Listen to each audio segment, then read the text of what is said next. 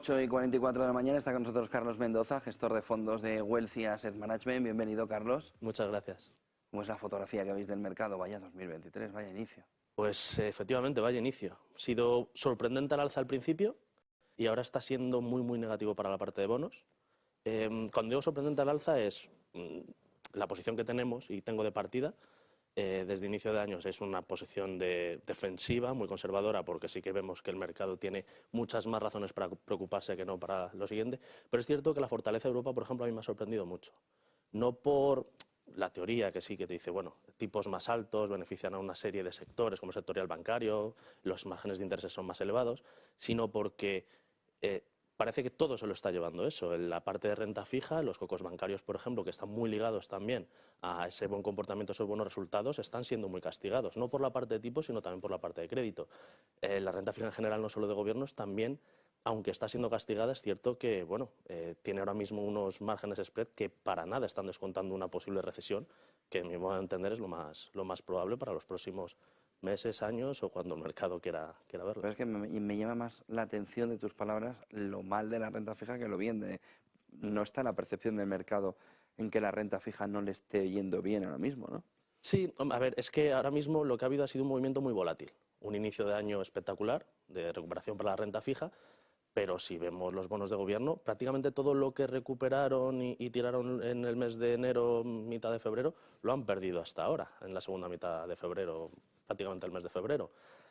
Ahora mismo el mercado está muy dubitativo, está, pues, ni que decir tiene, no quiero ser repetitivo, pero curvas de tipos, todo tipo de indicadores dando señales de recesión próxima, no se sabe cuándo, pero próxima.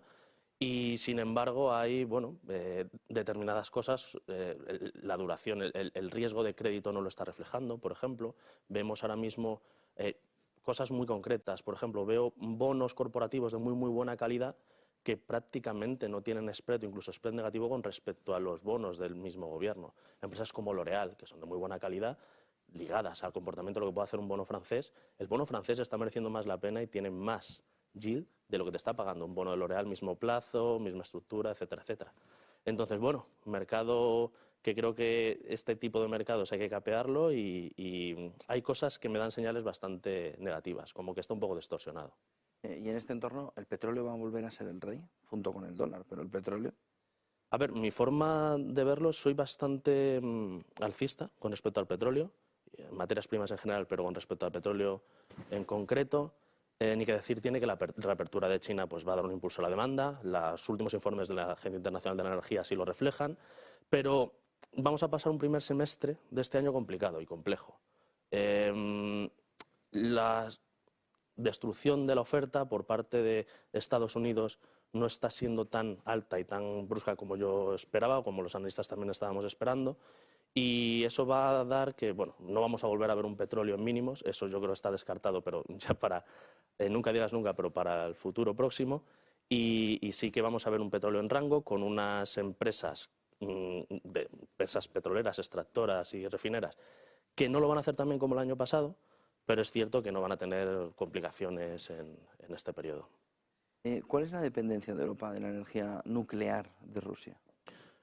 Pues hay que distinguir, cuando hablamos de energía nuclear, hay que distinguir tres partes principalmente.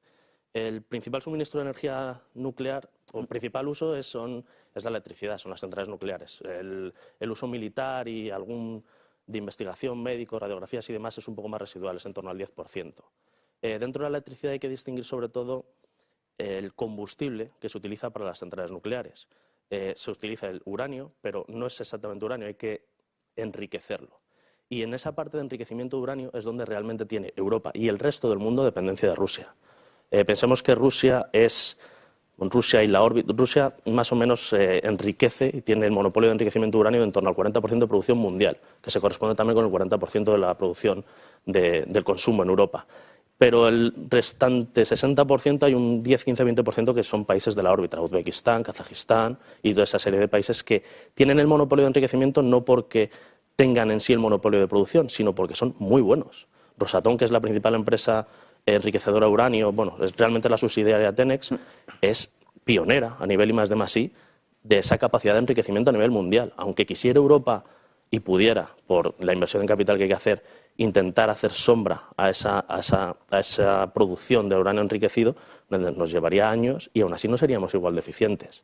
Es decir, dependencia que tenemos en Europa de las centrales nucleares, el consumo de energía, depende mucho del uranio enriquecido, y el uranio enriquecido literalmente está en manos de Rusia y de su órbita.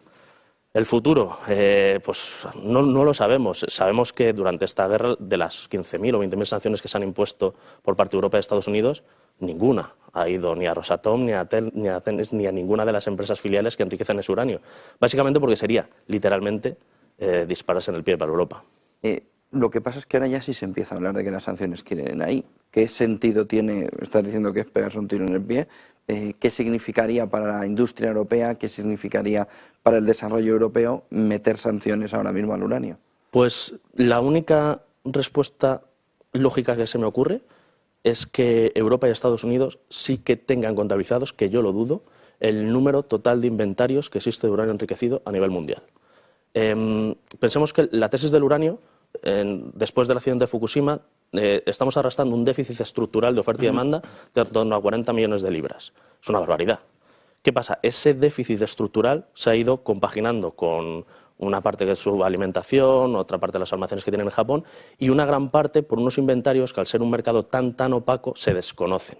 Ahora bien, se calculan, se estiman que están más o menos en torno a 1.400 millones de libras, pero la realidad es que hay cosas que descuadran. O sea, no es normal que tengamos esa capacidad de inventarios que está sobre todo en manos de Japón y de China, y que luego vemos Japón en el año 2020 firmando un contrato con Uzbekistán para que le suministre esa parte de uranio. O sea, son cosas que dices, si realmente tuvieras tantos inventarios y no tuvieras ese problema, ¿para qué haces ese acuerdo? Te digo ese acuerdo como muchos otros. Pensamos que ahora mismo las extractoras y enriquecedoras de uranio, con el precio actual del uranio, ninguna es rentable. De las 500 empresas que existían antes del accidente de Fukushima, no quedan más que 50, y de esas 50 tienen el monopolio Cameco y Kazatomprom, y esas dos están cerrando minas ahora mismo porque no es rentable a este precio de uranio ni extraerlo ni prácticamente enriquecerlo si no fuera a través de empresas públicas. Entonces, ahora mismo hay un caldo de cultivo que realmente, si esto lo pensáramos hace años, pues que no había ese problema latente, ¿no?, de suministro eléctrico, de materias primas, pues sí que es cierto que eso hace unos años pues no llamaba tanto la atención. Pero ahora mismo tenemos un déficit estructural que no va a haber manera de compaginarlo. La crisis geopolítica, con unas sanciones que pueda o no haberlas detrás, están en manos de Rusia, todo ese tipo de enriquecimiento. Y luego una dependencia de Europa y de Estados Unidos que depende mucho de los países. En España, por ejemplo, la dependencia que tenemos en energía nuclear es prácticamente un 10, un 20%, en Francia es un 70%, pero es cierto que, aunque nos parezca poco ese 10-20%, que ya hemos visto lo que pueden hacer los estragos de ese 10-20%, en España las centrales nucleares necesitan un almacén asegurado de en torno a 2 años de vida de esas centrales nucleares de uranio enriquecido. Es decir, que a bien que quisiéramos ahora poner unas sanciones a Rusia y Rusia decidiera de cortar el suministro de uranio enriquecido, hasta el año 2025 deberíamos tener garantizado ese suministro, cosa que, lo siento mucho, pero pongo bastante en duda. Hablamos mucho de Europa, pero ¿y Estados Unidos? ¿Por qué Estados Unidos no ha impuesto las sanciones? ¿Y cómo quedaría si, por ejemplo, Rusia hiciera el camino contrario? Es decir, no te pienso volver a vender uranio. ¿Cómo quedaría Estados Unidos en esa fotografía?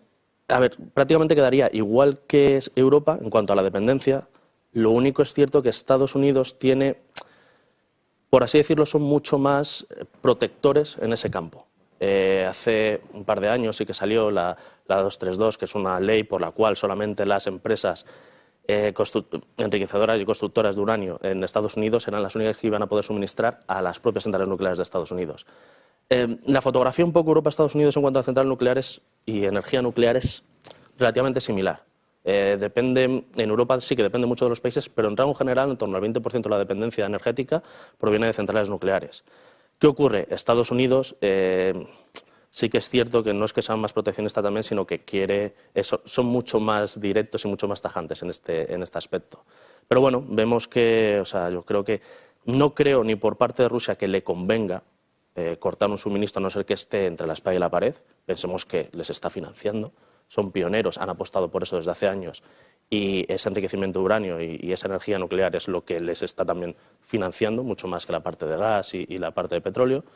Y por parte de Europa es algo también tan poco corregible. O sea, vemos las últimas sanciones que se pusieron de gas, al final pues hemos tenido suerte porque el invierno no ha sido tan frío como se esperaba, pero sobre todo también Alemania y principalmente y grandes países de Europa hicieron una inversión brutal para que esos, y bueno, y parte de Estados Unidos lo que hicieron fue una gran exportación de gas natural licuado a través de mar y ha compensado ese déficit que venía por parte de Rusia.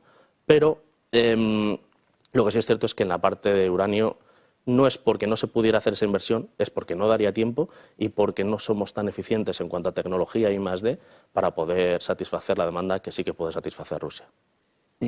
Has comentado un poco el porcentaje del mix energético, ¿no? En torno a ese 20%. ¿Hay alguna manera que se pueda reducir la dependencia en Europa sin gastarse un dineral por el camino? De uranio enriquecido, no, y el sentido común nos dice ahora mismo con datos que la dependencia va a ser cada vez mayor. Es el camino contrario. El camino contrario. Es verdad que esto es más tendencial, va a depender mucho, ¿no?, de la situación, pues las tiras y aflojas que hayan a corto plazo, pero esa dependencia, lo siento mucho, los números no salen. Cada vez vamos a querer, a nivel mundial, no solo Europa, no es que vamos a querer, es que vamos a necesitar consumir más energía. Llámese, la electricidad solo es un tipo de canalización de la energía. La energía se canaliza a través de muchas fuentes. Pero lo que es cierto es que es prácticamente imposible acompañar un crecimiento económico, no solo Europa, Estados Unidos, que es que ya somos residuales a nivel mundial. Estamos hablando de China, estamos hablando de la India. Ponte a explicar a un padre de la India que, lo siento, va a seguir teniendo que llevar una bicicleta en vez de comprarse una moto, o que no va a poder poner la calefacción para calentar a sus hijos porque estamos contaminando o porque ahora mismo queremos que la dependencia de la energía nuclear sea menor. Yo lo veo muy complicado, no creo que ese padre de la India lo vaya a aceptar. Entonces, lo que pasa es que ese crecimiento de India y de China también va a acorralar a Europa y a Estados Unidos en parte, ¿no? Efectivamente, ¿no? Y de hecho lo está haciendo. Bueno, ahí veremos cómo se desarrollan las circunstancias. El sentido común nos dice el consumo, pero, o sea, datos que son muy transparentes y muy públicos, consumo de petróleo. Si no fuera por el COVID, porque fue algo adulteradamente castigado en cuanto a demanda y consumo, consumimos más. Ya estamos en niveles pre-COVID, consumimos más ahora que hace 5 años, que hace 3 años. La línea es totalmente vertical. La demanda de petróleo y de energía tiene que ir acompañando el consumo y el desarrollo económico si queremos seguir desarrollándonos económicamente. Entonces, la tendencia está clara. Ya si nos ponemos a diverger entre energía nuclear, pues yo soy muy partidario, porque es que a nivel de eficiencia de costes, al final no va a haber otra que apostar por ello. Porque el hidrógeno sería incapaz de sustituir todo ese movimiento eléctrico, ¿no? ¿Qué opinión tienes alrededor al respecto? Veremos a ver cómo se desarrolla. Lo nuevo que están... Es bastante complejo. El hidrógeno, el problema que tiene es, si tú coges ahora mismo los números de Alemania, el consumo de Alemania de gas, tendríamos que multiplicar por 3 la producción mundial ahora mismo de hidrógeno, sobre todo la parte hidrógeno. Cuando hablamos de hidrógeno hay que distinguir el hidrógeno verde del que no es verde. El hidrógeno verde procede... El gris, ¿no? Sí, eso es. El gris es realmente ahora mismo el mayoritario. Pero es contaminante. Es contaminante, procede... O sea, necesitas un input que es el gas natural, que al final estás cambiando unas cosas por otras. No salen los números, a fin de cuentas. Ahora mismo no salen los números. No sabemos en qué va a deparar el desarrollo tecnológico que nos va a poder tener más capacidad para tener más eficiencia en el hidrógeno, pero es que pensemos que es un tercio... la eficiencia del hidrógeno es un tercio de la eficiencia que tiene el gas en cuanto a la obtención de energía. O sea, hay un ratio muy conocido en los expertos energéticos que es energía empleada por energía obtenida. Ese ratio ha ido cambiando a lo largo de la historia, para que nos hagamos una idea. La energía, por eficiencia. Por eficiencia, la energía obtenida que teníamos en las cavernas por quemar el fuego era a lo mejor 2:1. Tú empleabas un input de energía y obtenías 2. Fue a raíz de la revolución industrial en el siglo XIX, el siglo XX, cuando empezamos a obtener una mayor potencia por energía empleada con los combustibles fósiles, que eran en torno a 30:1. La de la energía nuclear es más de 50:1. La del hidrógeno, y llámese hidrógeno verde, no llega a 10:1.